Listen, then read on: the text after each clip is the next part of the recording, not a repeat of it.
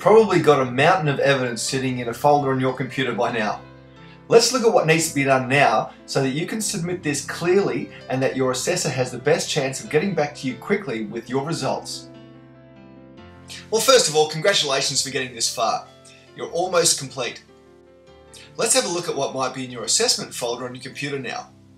Firstly, there'll be a stack of Word documents. These might be simple documents that you've filled out along the way to meet some of the activities throughout the chapters. Or they might be the formal assessments, or they might be the templates that you've filled out along the way.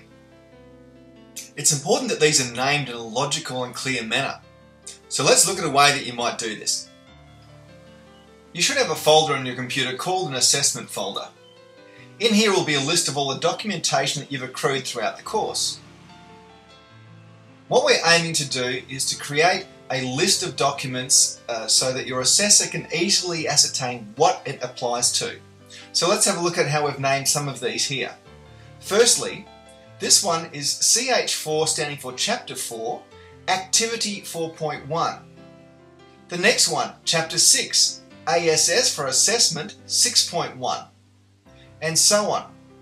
Now let's have a look here. We've got one that's the Hazard Identification and Risk Treatment form from page 117 in your textbook. Now that's Activity 4.11. So let's rename this. Click on it to rename. It's from Chapter 4 and it's Activity ACT 4.11 and so on. Now, of course, this was done on an Apple computer. If you don't have an Apple computer, a Windows-based computer is just as simple to use to rename the folders and files. For other documentation such as PDFs or scanned documents, okay, this is things that you think would help the assessment process, so you've scanned them into your computer. Feel free to name them using the same convention. So for instance, if the topic covered is, say, in Chapter 4, start the thing with CH4, start naming it as CH4, and then within the rest of it, maybe some explanation as to what it is. And if you have duplicates of the same thing, just add a digit to the end. So for instance, if it's to do with assessment 10.2, and you've got 2 or 3 things that pertain to that, then it's 10.2, then 10.21, 10.22, etc. Fill out the assessment cover sheet. That's the assessment cover sheet at the back of your training plan. This has got your details on it, where you sign saying that it's authentic, etc.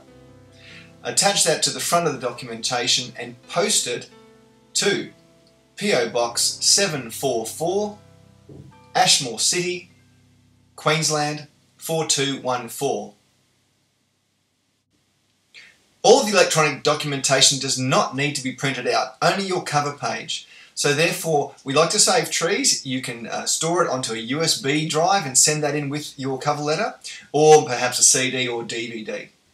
So if you have any questions, please drop us a line or send us an email and we'll get back to you quickly. So until we receive your assessments, it's been a pleasure to have you along on the ride for the Certificate 4 in Training Assessment. I hope you've enjoyed it. It's quite a unique way of delivering and being assessed in such a qualification. But again, I hope it's been an interesting process for you. And we should, with any luck, be in touch with you very shortly.